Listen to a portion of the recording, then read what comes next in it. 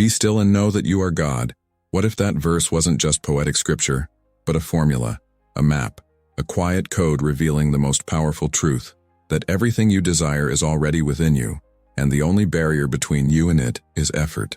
Not the lack of effort, but the presence of it, the struggle, the trying, the doubt wrapped up in all that noise. So I ask you this, what if the path to your dream life isn't a path at all? What if it's a chair, a couch, a soft exhale?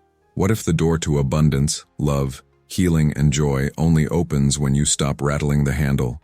Because in the teachings of Neville Goddard, we are not told to strive, to earn, or to force our desires into being. We are told to assume them, to dwell in the feeling of the wish fulfilled, to rest in the awareness that what we seek is already ours, if we would only claim it inwardly. In this journey together, we're going to uncover why most people chase and never catch. We're going to break the addiction to forcing outcomes, overthinking, micromanaging the universe, and instead, we'll learn how to lean back into effortless manifestation, not through laziness, but through mastery of state. By the end of this video, you'll understand why relaxation is the gateway, why letting go is not a loss of control, but the return of it, and how the world bends itself not to action, but to assumption. So take a breath, slow everything down. There's nothing to get. You're not here to receive something new.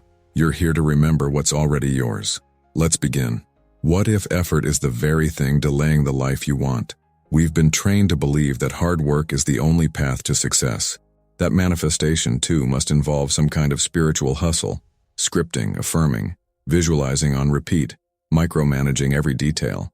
But what if the truth is the opposite? What if all that effort is a sign that you don't believe it's already yours?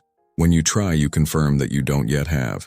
And when you don't yet have, your subconscious hears lack. It hears separation. It hears absence. Neville said, "Trying to change the world before we change our concept of ourselves is to struggle against the nature of things. Because the world," he reminds us, "is yourself pushed out. And how can the world relax into delivering your desires if you're at war with the idea that they're already yours?" Effort, in this deeper sense, is resistance. It's a denial of identity. It's like trying to remember a name that's on the tip of your tongue. The more you strain, the further it slips away. But the moment you drop it, go for a walk, take a shower, breathe, it returns. In the same way, your desire isn't hiding. It's simply waiting for you to stop chasing and start allowing. Not through passivity, but through inner assumption. Here's the question to reflect on now. Where in your life are you still efforting, still proving, still hoping, instead of being? Are you trying to manifest love while feeling lonely? Are you affirming abundance with clenched fists? Are you visualizing health while secretly checking symptoms? Those contradictions are not sins, they're habits. And habits can be replaced, not with more doing, but with deeper being. So feel this. You don't need to become what you already are. You only need to stop arguing with it. Stop convincing yourself that the harvest requires more sweat than stillness. You are the creator, and the creator does not beg the creation to appear. The creator simply knows, and then rests. Relaxation is not a luxury. It is not a treat reserved for when the work is done. It is the work. It is the fertile ground where imagination takes root and grows, where thought, unclouded by worry, becomes form. Neville often pointed not only to the images we hold, but to the state we hold them in, the quiet, receptive state. That is where the seed of assumption is planted. You cannot plant a seed and then dig it up every hour to see if it's growing. You place it in stillness. You trust the soil, and you leave it alone. Relaxation, in this light, is not passive. It is intentional. It's a statement to the universe that says, "I know it is done." Think of your imagination like a canvas. When the mind is noisy, filled with doubt, stress, and fear, the canvas is cluttered. You cannot paint on chaos. But when the mind is still, the canvas is clear. That's when the image begins to form. Neville said, "You must enter into the image and view the world from it, not from the outside as something you hope for, but from within as something already lived. And to enter that image, you must pass through the silence, the inner sanctuary, where all creation begins." So let's slow it down right here, just for a moment. What would it feel like to stop, to step back from all your efforts, to let go of the strain, the rituals, the checking, and simply exist in the knowing that what you desire is already set in motion? It's in that space between thoughts beneath effort that imagination is pure. It is not a factory, it is a garden. And in the stillness of that garden, your dreams begin to bloom. What are you radiating when you worry? What signal are you sending when you wake up and check if your manifestation is here yet? Anxiety isn't neutral. It's an energetic broadcast, a frequency. And when that frequency is tuned to fear, lack, or impatience, what it attracts is more of the same. You become a magnet not for what you want, but for what you fear not having. Neville said, "You do not attract what you want. You attract what you are." And who are you truly when you're lost in doubt? When you're aligned with certainty, with quiet confidence, your inner state says, "It is done." And that state, calm, still, peaceful, has a gravitational pull. It draws what belongs to it without force. There's a story I once heard of a woman who had been trying to manifest a new job for months. She visualized daily, affirmed constantly, checked job boards obsessively. Nothing came. One day she stopped, not out of frustration but out of peace. She sat by a window, looked out at the sky and thought, "I already have it. I no longer need to search." The very next day the offer arrived. She had shifted. She had moved from anxiety to alignment. Trying is often a form of disbelief. It's a whisper that says, "I don't trust this yet." But when you enter the state of the wish fulfilled, you no longer try to make it real. You live as though it already is. Imagine tuning a radio. You want to hear your favorite song. If you keep spinning the dial in panic, searching frantically, you'll never lock into the right station. But the moment you pause, adjust with clarity, and wait, the music begins. So ask yourself now, are you embodying the state that matches your desire? Or are you emitting fear, urgency, and need? You cannot fake alignment, but you can return to it. And every time you choose peace over panic, you say to the world, "I trust this process. I trust myself." And the world responds not to your hope, but to your knowing. Belief must precede evidence. One of the greatest misconceptions in manifestation is this: I'll believe it when I see it. But that's not how consciousness works. That's not how reality shapes itself. In fact, that very attitude is what keeps most people trapped in a cycle of waiting. Waiting for a sign, for proof, for something outside themselves to confirm what they haven't yet claimed within. Neville taught that the world is a mirror. It reflects your assumptions, not your effort. And like any mirror, it cannot show you a smile unless you smile first. He said, "Assume the feeling of your wish fulfilled and continue feeling that it is fulfilled until that which you feel objectifies itself." In other words, you must believe first. You must feel it before it is visible. That feeling is the cause. The evidence comes later. Think of it like ordering something online. You make the purchase, you receive confirmation, and then you wait. But you don't sit by the door questioning whether it will arrive. You don't doubt the system. You trust it. You relax into knowing. This is how belief works in the deeper laws of reality. The assumption is the order. The emotional acceptance is the confirmation. And what follows is inevitable. But most people live in reverse. They wait for the evidence before they let themselves feel secure, happy, loved, successful. They live in emotional debt to conditions that haven't shown up yet. And in doing so, they delay them. Ask yourself now, what would you do differently if you knew your desire was already on its way? How would you carry yourself if the thing you're longing for had already arrived? Would you still be doubting, still pushing, still waiting for permission to feel at peace? Or would you be walking with quiet confidence, breathing deeper, smiling more, knowing that the invisible is already becoming visible? The irony is this: the moment you live from that state, not toward it, is the moment reality begins to rearrange itself to match your conviction. You do not need more signs. You do not need more proof. You need only to accept, internally and emotionally, that what you have asked for is yours, and then rest in that truth, not as a theory, but as a feeling. Belief is not weak hope. It is certainty without evidence, and it is that certainty that calls the evidence forth. Imagination is not fantasy. It is not wishful thinking. It is the very instrument by which reality is formed. Neville Goddard did not speak of imagination as an escape from life, but as life's architect. He said, "Man is all imagination. God is man and exists in us, and we in him. The eternal body of man is the imagination." What you consistently imagine, especially when it is charged with emotion, becomes the seed of your outer world. Most people use imagination unconsciously. They imagine worst-case scenarios. They replay past wounds. They visualize rejection, failure, disappointment, and then wonder why those patterns keep repeating. But when you awaken to the truth that your imagination is creative, you begin to use it with reverence, with intention, with feeling. The key is embodiment. It is not enough to see an image. You must enter it, feel it, live in it mentally until it feels more natural than your current situation. Picture yourself receiving the call, the letter, the embrace. Hear the sounds, smell the air. Let your body respond as if it were happening now. This is not play acting. This is causation. A man who wants to be wealthy must not imagine wealth as a distant idea, but must walk, breathe, and choose as one who already is wealthy. A woman who desires love must not affirm it out of lack, but must imagine herself already cherished, already chosen. You are always imagining something. The question is, does your inner scene match your outer desire, or are you imagining one life while asking for another? Imagination, when aligned with conviction, moves mountains. It bends circumstances. It dissolves obstacles, but only when used from a place of knowing, not hoping. So what are you imagining today? And is it worthy of becoming real? Because it will. It always does. Before we continue, pause with me for just a second. If Neville's words are starting to shift how you see your own power, you'll want to check the pinned comment below. There's something there waiting for you. Let it speak to you. The law of assumption is one of the most powerful truths ever revealed about the nature of reality, and yet it is so deceptively simple that many dismiss it before they ever give it a chance to work. It says this: what you assume to be true, what you accept as already real, will harden into fact. Assumption is not mere thinking. It is not repeating hopeful phrases or visualizing something you don't truly believe in.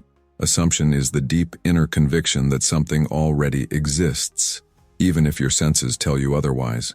Neville Goddard taught that your outer world is nothing more than your inner world objectified. He said, "Man's chief delusion is his conviction that there are causes other than his own state of consciousness." In other words, the only true cause in your life is your assumption, your inner state. Everything else is effect. Most people live as reactors. They respond to what they see, and they adjust their self-image based on external conditions. But that is backwards. That's like looking in a mirror, frowning at your reflection, and expecting the reflection to smile first. The law of assumption invites you to reverse this pattern. Instead of reacting to the world, you become its initiator. You choose the state you wish to live from. Wealthy, loved, healthy, successful, and you dwell in it mentally, emotionally, spiritually, until the world bends to reflect it. But here's the key. The assumption must be lived, not just thought about. To assume something is to wear it like a garment, to speak from it, act from it, feel from it, as if it were already the most natural thing in the world. And if you hold that state, if you refuse to waver, life must conform. It cannot do otherwise. Neville once said, "Dare to believe in the reality of your assumption, and watch the world play its part relative to its fulfillment." You see, once you assume, the world doesn't need your help to organize the pieces. It already knows. Your only task is to stay in the state. So what does that look like in practice? If you are assuming wealth, you no longer speak from struggle. You stop checking your bank account with anxiety. You bless what you have and feel the joy of abundance now. You do not pretend, you embody. If you are assuming love, you do not chase, fear, or plead. You walk as someone already chosen, already cherished, already enough. This is not about tricking the mind. It is about training it. Your imagination is always creating. The only question is, what is it creating from? Is it creating from a place of lack and longing, or from fullness and fulfillment? The law of assumption asks you to step into the version of yourself who already has what you desire. Not temporarily, not occasionally, but as a new identity, as your truth. Because reality, when you understand this law, becomes a mirror, not of what you want, but of what you are.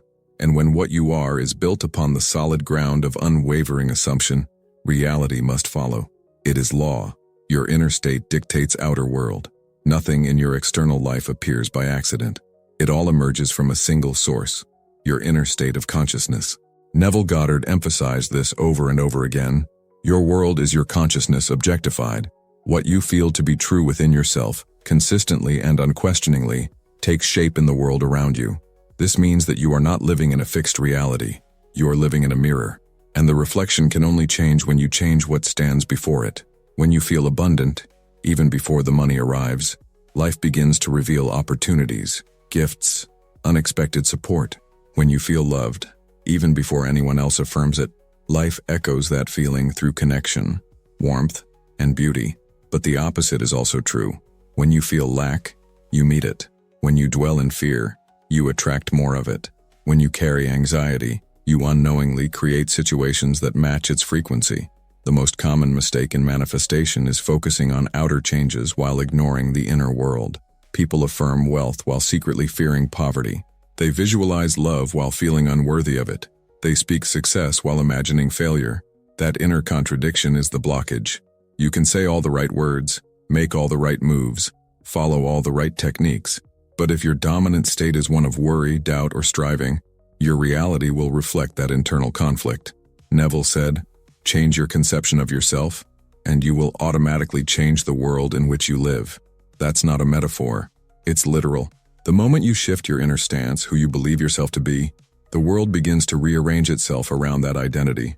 It may not happen in a single day, but it begins immediately.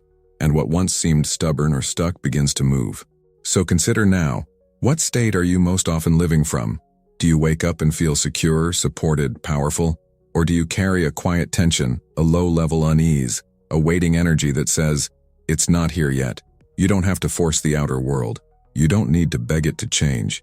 You need only to tune your inner world to the reality you desire, and let the outer mirror catch up. Because the truth is, the outer world has no choice but to reflect your inner convictions. And when you live from a state of calm certainty, the world must return it in kind. Not because you earned it, but because you aligned with it. In the world of manifestation, technique is often treated as the key to everything. Visualization, scripting, affirmations, vision boards, mindfulness meditations. Each one is introduced as a step-by-step formula, a tool to unlock your desired reality. But here's the truth that few are willing to say. No technique, no matter how precise or popular, can override your inner state of being.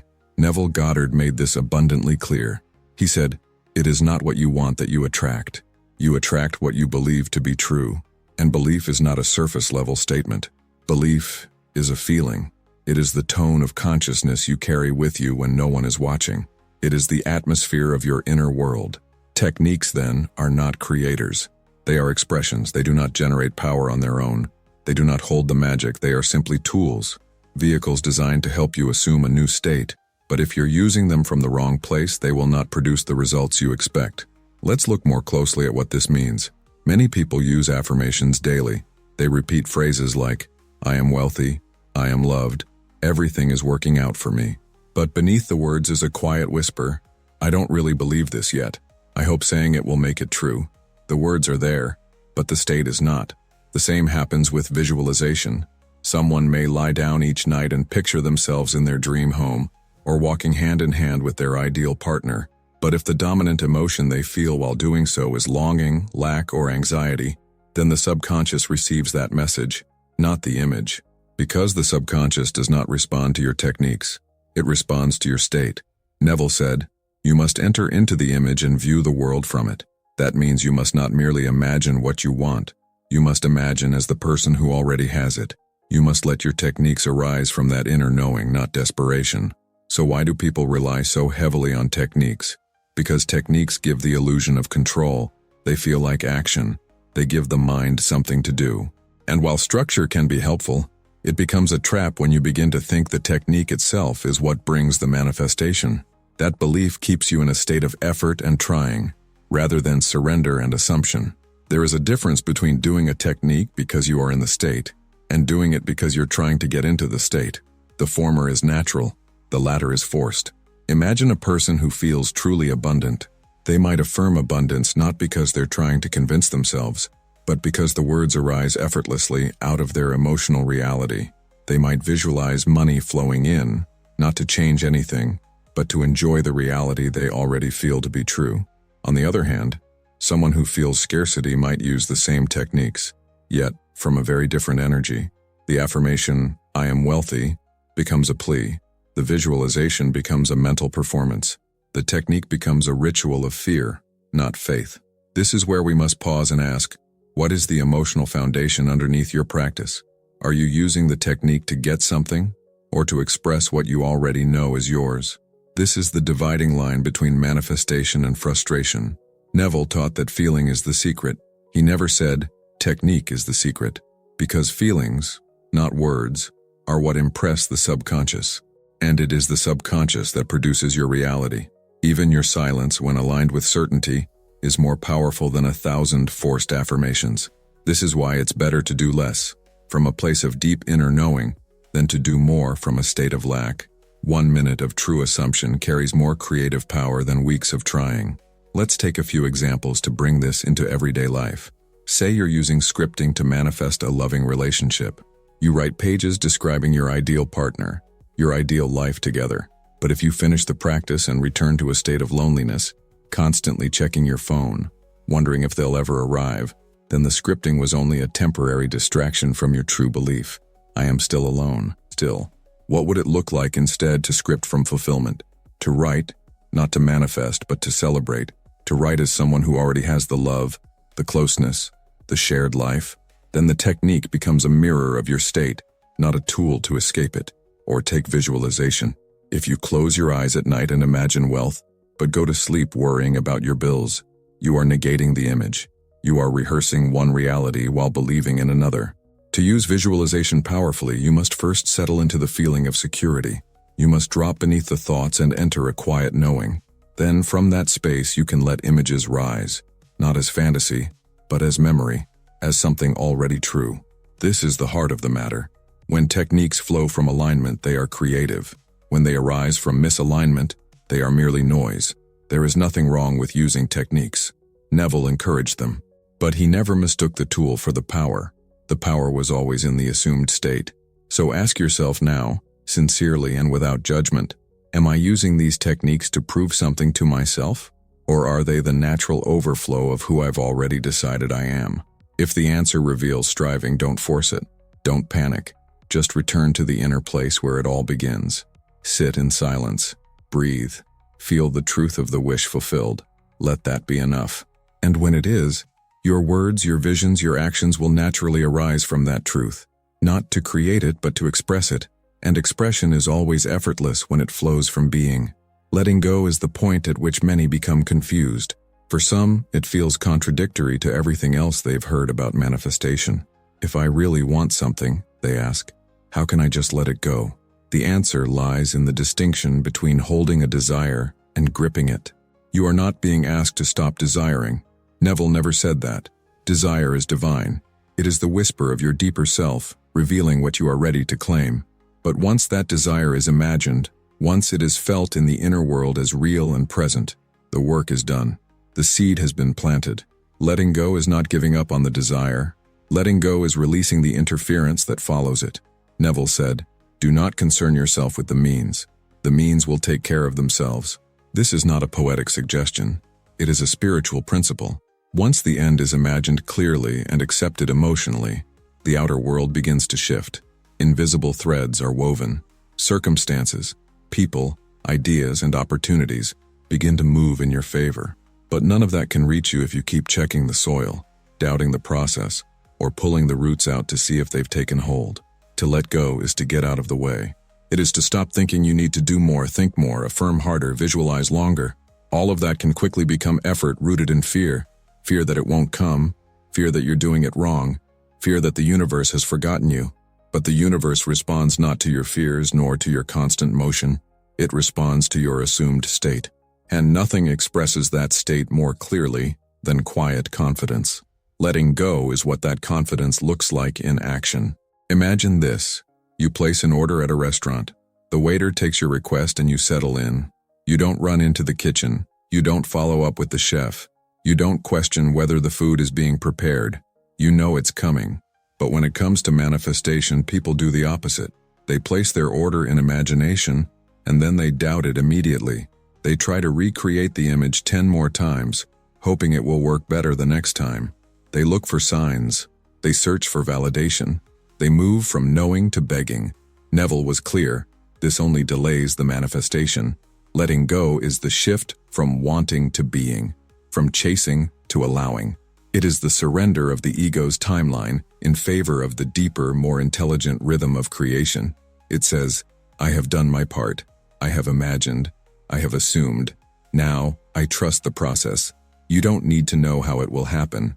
In fact, needing to know the how is often what blocks it. The rational mind wants control. It wants guarantees. But manifestation does not follow logic. It follows consciousness. The moment you rest in the state of the wish fulfilled, you become the doorway through which the unseen becomes seen. Letting go means you stop looking for evidence and begin living from it. You stop waiting for the call and begin feeling as though it already came. You stop refreshing your email and begin acting as someone who already received the message. You stop scanning the outside world for signs, and you start walking as the version of yourself who no longer needs them. This isn't pretending. It's aligning. You are aligning your inner world so precisely with your desire that you no longer require the outer world to reassure you. And when you no longer require it, when you no longer grasp for it, it flows in naturally. It's like water. When your hands are tense, water slips through your fingers. But when your hands are open, the water rests there effortlessly. Letting go is that open state. It's an inward posture that says, I am no longer waiting. I am no longer doubting. I am no longer trying to control the timing, the people, the steps. I have stepped into the end in imagination, and I now rest in the assumption that all is unfolding perfectly, even if I cannot yet see how. This is the art of spiritual non-resistance, not because you don't care, but because you've already claimed what is yours. Neville often said, act as though it were impossible to fail. Letting go is what that looks like. Not forcing, not worrying, but relaxing into certainty. Because when you truly assume something is done, you do not obsess over its arrival. You move on. You enjoy your life. You walk in peace. And from that place, the desire, already claimed, shows up in the most natural and often unexpected way. Letting go is not the end of the process. It is the final proof that you believe it has already begun. Everything you desire begins not with effort but with assumption. That has been the thread running through every chapter of this journey. The understanding that manifestation is not something you make happen, but something you allow by aligning with who you already are. Neville taught that your world is your consciousness pushed out. So if you want to change the world, you don't wrestle with circumstances. You change your state. Relaxation is not the opposite of manifestation. It is its foundation. When you stop striving, stop doubting, stop micromanaging, you return to the truth that your desire has already been created in imagination. The outer world is simply catching up. Techniques can be useful, but only when they rise from certainty, not desperation. They must reflect the state, not compensate for the absence of it. Letting go doesn't mean abandoning what you want. It means releasing the tension around it. It means living from the end with such quiet confidence that you no longer need signs, proof, or permission. So now the question becomes simple. Can you rest in the knowing that it is already done? Can you breathe a little deeper, walk a little slower, and allow the evidence to come, not because you demanded it, but because you assumed it? As Neville said, act as though it were impossible to fail. You don't need to wait another day. You don't need to ask for what's already yours. Begin now, not with effort, but with embodiment. Relax, assume, feel, and allow the world to meet you there. If you'd like to keep Neville's voice close as you walk this path, check the pinned comment for a simple yet powerful gift.